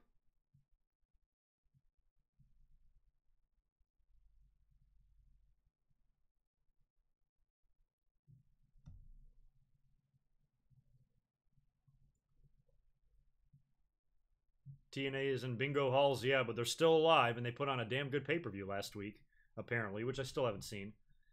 But I think that's pretty amazing how that company is on the verge of death, and they keep fighting. When I think of TNA, I think of one image. I think of the Buried Alive match in '96 with Undertaker and Mankind, and at the end of the match, when the Undertaker is buried, the pay-per-view goes off the air with the Undertaker's hand coming up through the grave. Like, that's what I think about when I think about TNA. Just like they're dead, but nope, they're not dead. Just when you think they're dead, they fucking reemerge. God.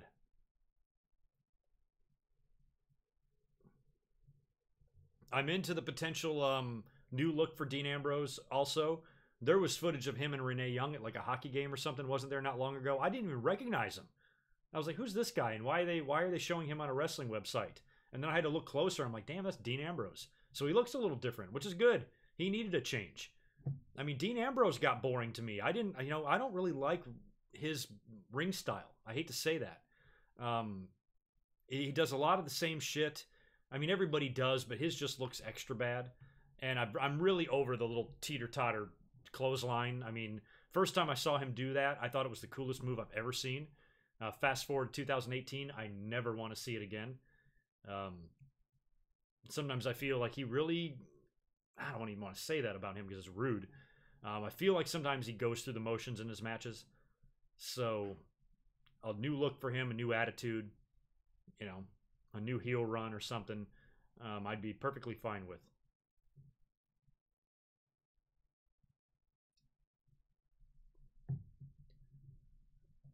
I mean, hell, you could bring... I don't know if they would ever tie this into a storyline, but Dean Ambrose did openly say that he was disappointed with his WrestleMania match against Brock Lesnar a couple years ago. So maybe he comes out to help Roman Reigns win the belt. You know? What if he shows up at SummerSlam and attacks Brock Lesnar and beats the shit out of him, and then Roman spears him and wins the title? And then the Shield celebrates on Raw. And Seth wins the Intercontinental title or something. I don't know. Lots of stuff they could do. Dean's not going to do that. WWE's not going to pay for that.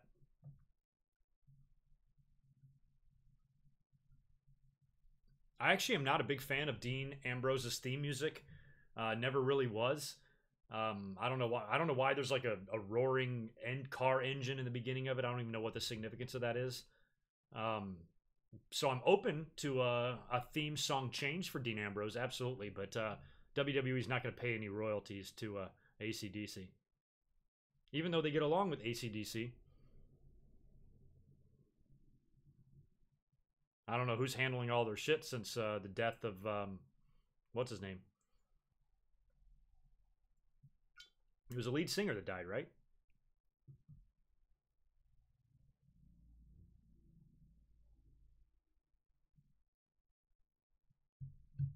Yeah, I'm into Roman Reigns dropping the belt for the briefcase. And I'm thinking that I'm thinking Raw might be the place for it. I would like to see that because it would just, to me, it would just be fun and amusing to watch the internet freak out for 24 hours. If WWE plans to take the belt off of Roman immediately with the briefcase holder, I'd figure out a way to do it on Raw. Raw needs the boost. Raw needs that jolt. And if they have a big title victory, think of what it did for Kevin Owens. Like when they had that match on Raw and Triple H came out and helped him win the title. That was one of the best Raw moments ever. So if they save a cash in and they let the fans sweat it out, you know, lose their shit, go on YouTube and scream and yell into their webcams and fucking pound away on Twitter in all capitals and let them do that shit for 24 hours, and then on Raw you have Roman Reigns drop the belt, that would be fun. You give half the IWC a stroke just from the vast contrast in emotions that's running through them, dealing with all this shit. So I'd be perfectly fine with that. I'm into it. No, Lashley should not bring his sisters back. Absolutely not. Blocked.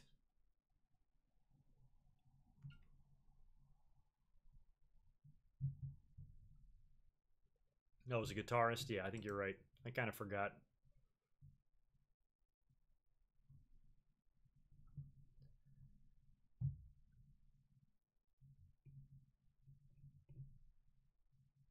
Yeah, I just think I think they do it on Raw just more because Raw just kind of needs it, you know.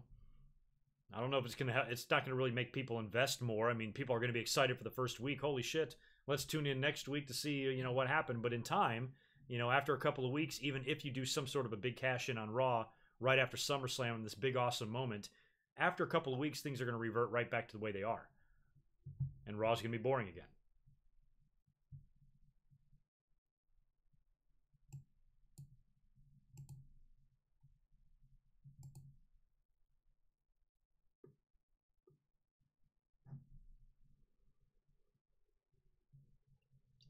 Oh God, most badass entrance music of all time. I don't know.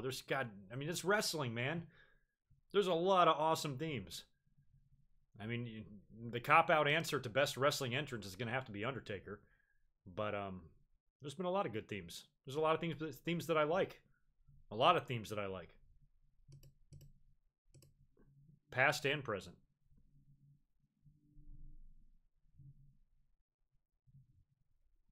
Yeah, if Dean Ambrose stays in WWE, I don't think a name change would make any sense. Why would you change like, I know he was Moxley before, but just to change Dean Ambrose into John Moxley now? I mean, if anybody can pull it off, wrestling can, but I just think it would be weird after all the time they've spent in branding Dean Ambrose as Dean Ambrose. Now you're changing his name completely. I say he's got to. I think they've made it to where they can't change his name.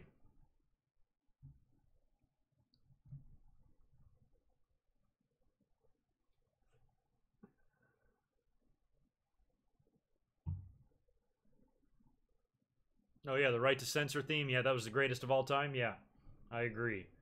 Totally not annoying. And I'll tell you what, man, I went to a lot of shows during when the right to censor was around, and I heard that fucking siren in my own ears, and it's 10 times worse than what you see on TV.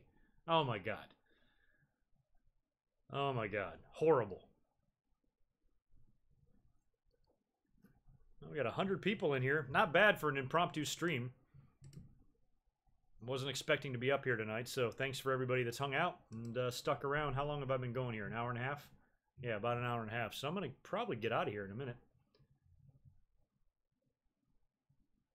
Now, I know they changed Mick Foley, but they changed, like, his character. I mean, like, his name. Like, it was more of a first and last name with me. It's one thing from going to, like, a character. You know, Diesel going to Kevin Nash. But Kevin Nash going to John Smith would be weird. So Dean Ambrose going to John Moxley, I don't see it happening. Now, changing gimmicks, that would be one thing. If Dean Ambrose was the Executioner and they wanted to bring him back as the Stalker, fine. But changing a first and last name to two other names, it's weird. I don't think they'll do it.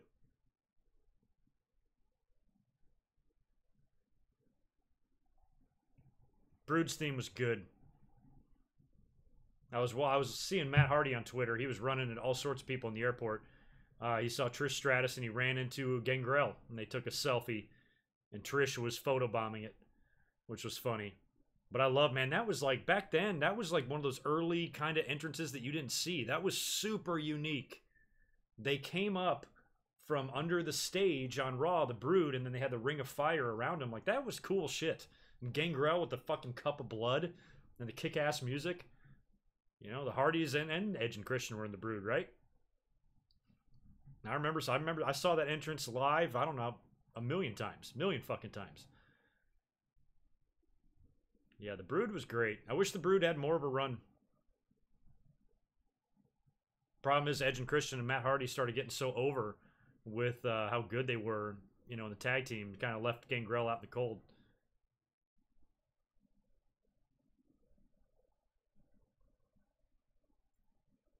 Yeah, I'm hoping we get some tweaking with Dean Ambrose. I'm not a fan that the guy wrestles in jeans and a wife beater. I would like to see some sort of a different maybe look to him. Might help him out. I definitely would like to see some new theme music for Ambrose, but I don't think we're going to get that. I think Dean Ambrose is going to come back with his original theme, because whenever they do bring him back, they probably want his theme to play and the fans to recognize it and to pop. So if you give him a new theme right out of the gate and it hits and he's interfering and you play his music, fans aren't going to know whose fucking music it is. So maybe they can get to that in time. I don't know. But a heel turn, if you want to bring him back and you want to turn him heel, you could tie him into this whole Roman Reigns thing and possibly screw Roman Reigns either out of the title after he's already won it, or screw him out of winning it in the main event. I don't know.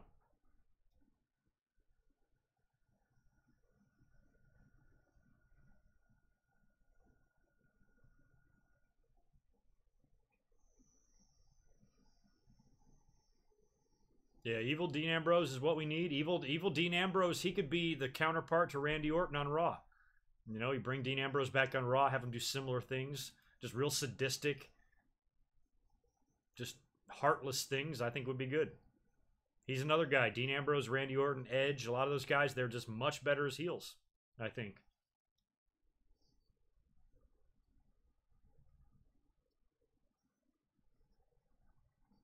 I'll never forget, man, that podcast he did with Austin, that was one of the weirdest fucking things. Dean Ambrose is a weird dude. He didn't want to get, I thought he was a fucking fugitive or something. He didn't want to get into his past. He didn't want to talk about his childhood or all the dumb shit that he did as a kid, getting in trouble and, you know, being like an ass, acting like an ass. He didn't want to talk about any of it. I acted like an ass when I was young. We all did. Some of us still do.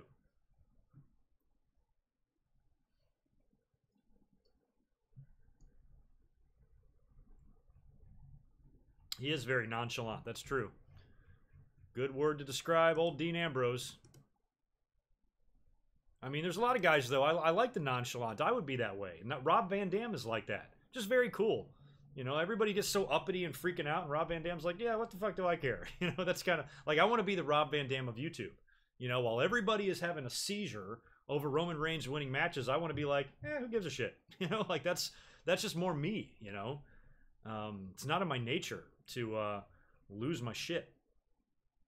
So I I kind of like that attitude. I enjoy wrestlers that are like that and don't take the shit too seriously. And don't get so evil and uppity and angry about every fucking thing in the book. Like, yeah, who cares? I'm the dude, man.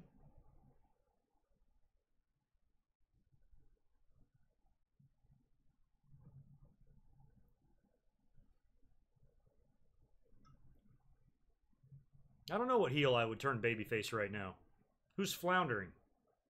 Who needs a face turn? There's a lot of baby faces I turn heel. I turn fucking Finn Balor heel. I turn all sorts of people heel. I don't know if who was it that I was recently talking about turning babyface? I can't remember now. I had somebody in mind for that.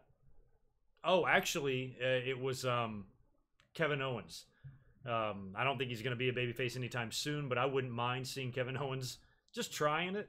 He's good enough on the mic to where he can maybe be a good babyface. Rusev, there you go. Good example there, too. Yeah, actually, I'd probably put Rusev above Owens, but I... no, not Bobby Roode. Bobby Roode needs to turn heel.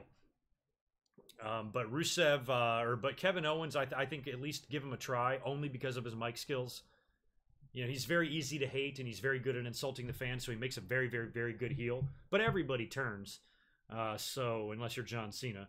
So I would like to see Kevin Owens at least try his hand at a babyface in a WWE ring, because if it doesn't work, who cares? Turn him heel, you know? Give it a try, because it might be the most over thing ever. You're not going to know until you try. So given the landscape and how much, you know, TV we see and stuff, Kevin Owens I'd like to see get a run. All right, we are going to block Rarely Even. It's probably the worst thing I've ever heard anybody say. Fucking kidding me? Look right over here. See right over that NWO shirt? See the dude right there? You're talking to him. You just told him that you hate his movie.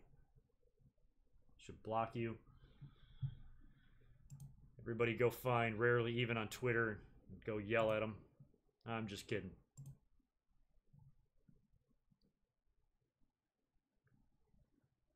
I'm not saying a Kevin Owens good guy would necessarily work, but I think you should try it. I mean, think about The Rock. The Rock was a great heel. I didn't think he needed to turn babyface. They turned him babyface because the fans were cheering his mic work. But he came off much better as that arrogant, douchey, I'm wearing a $500 shirt heel than his nursery rhyme babyface Rock, you know? But he was hugely over. I mean, he was more over as a babyface than a good guy, where I felt like a guy like The Rock made a better bad guy. But Owens, I think, give it a shot. Let him try. See what he can do.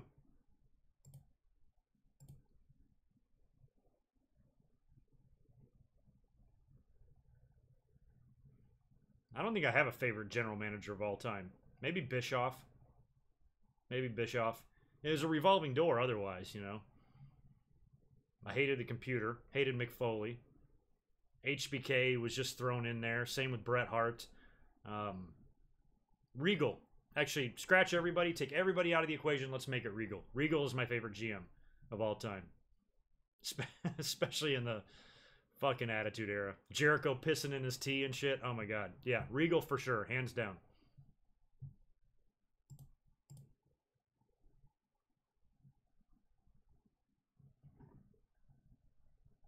Has Samoa Joe done the Muscle Buster since he injured TJ or whatever? If he wants to bust it out and beat AJ with it, sure. Yeah, the Tooth Fairy is a lot worse movie than fucking The Big Lebowski.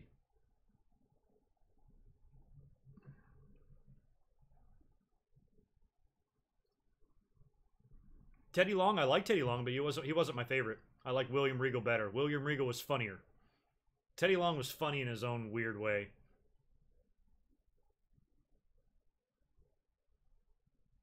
When it comes to like skinny ass black dudes that manage in WWE, my all-time favorite is Slick. I would do anything to be roommates with Slick in the 80s. I would want to spend every waking minute that I possibly could with him. I would want to have a YouTube channel with him. I would want to start a podcast with Slick, the Slick and Morgan Show. every Monday night after Raw. Oh my God. We'd be the kings of YouTube. Conrad and Bruce would wish they were Slick and Morgan. They would wish they were as big as us. Nobody would ever beat us. Does Slick have a Twitter? I don't follow him. He's still alive, right? Yeah, he's still alive. Yeah, Regal and his accent and the suits that he would wear and his facial expressions and you besmirch me and all this shit. Oh, that was gold. That stuff was fun. Really fun. I just found him to be like the most entertaining. I mean, Bischoff was still a very good GM, but Regal just had me dying half the time.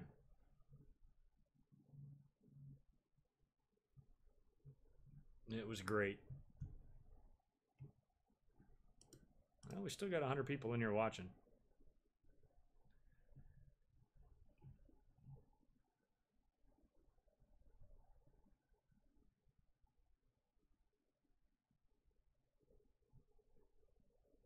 Oh yeah, I said I was going to post that, didn't I? Well, in the meantime, you can still see it. You just got to go into that Q&A and watch it.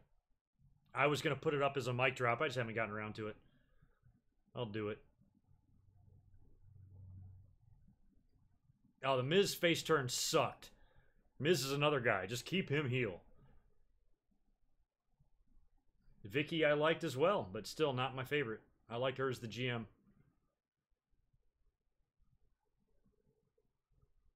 I would not bring a 24/7 title back. I think WWE would fuck it up. I mean, it was fun. I mean, that's a concept like that's got to have a short shelf life too, because eventually you'll run out of ideas. It seemed like they already went through all the ideas in the short time they had that. When they had Crash Holly win the belt in an airport, it's like, where do you go from there? You know, then you have an evening gown matches for it and shit. I don't know. I was fine with it not being around very long.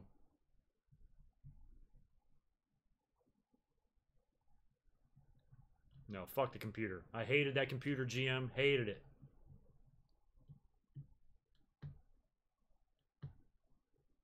Mojo and Jose double turn. I'd be fine with that. Why not? At least it would get us talking about it, because otherwise I don't give two rat fucks about that feud at all.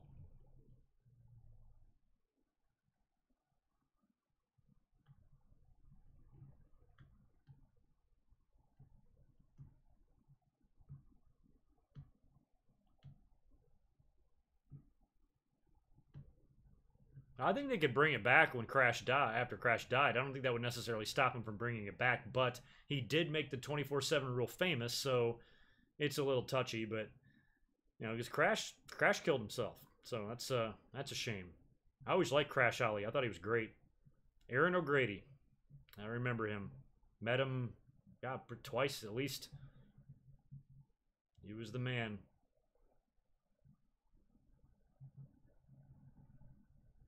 Oh yeah, then Hornswoggle was GM. I mean, WWE's so stupid.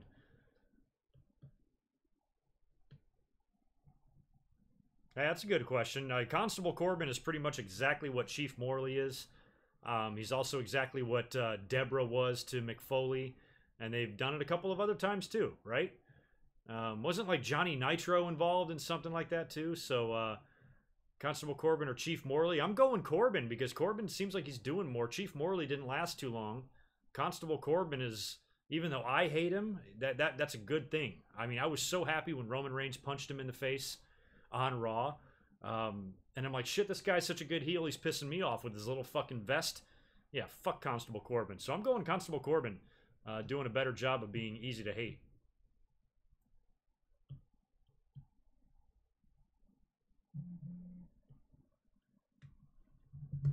I got some text messages. Several of them.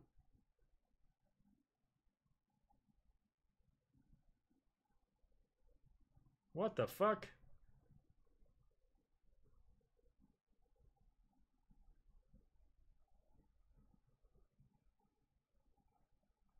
Somebody just texted me. They said they saw my Craigslist ad and they're interested in buying my Ford XLT. But unfortunately, I have no Ford XLT and no Craigslist post. So they have the wrong number. Been watching me for 5 years. Thank you, man. Thank you, EDD.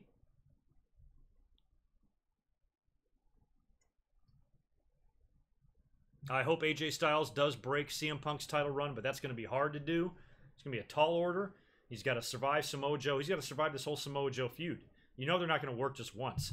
So they'll probably work September and October as well. So he's got to get through all that, and that's going to be hard to do. I don't know if, as much as I want to see AJ do that, and I've pitched the idea more than once, I don't know if he will or not. Depends. I think Hollywood Hogan was better than Hollywood Rock. Hollywood Rock didn't last too long. Hollywood Hogan is fucking legend. Fucking legend. Alright, we are down. Alright, I told myself if we dip below 90, I'll go ahead and get out of here. And it's been about 2 hours now. Almost 2 hours since I've been up here. So, yeah, it was fun. I wasn't expecting to come up here and do a live stream, but figured I'd come up here and talk to you guys, chat about SmackDown, answer some questions, and get the hell out of here. In light of what we saw, I don't know if I come up and do a full podcast or not on Thursday. I might do a one-off instead. Talk about something else. I don't know. We'll see. I'll be up here with a video one way or the other this week, maybe even 2 videos. So we have 2 live streams, maybe 2 videos. We'll try to keep it a busy week, and if I can wedge in or shoehorn in a mic drop or 2, I'll do that too.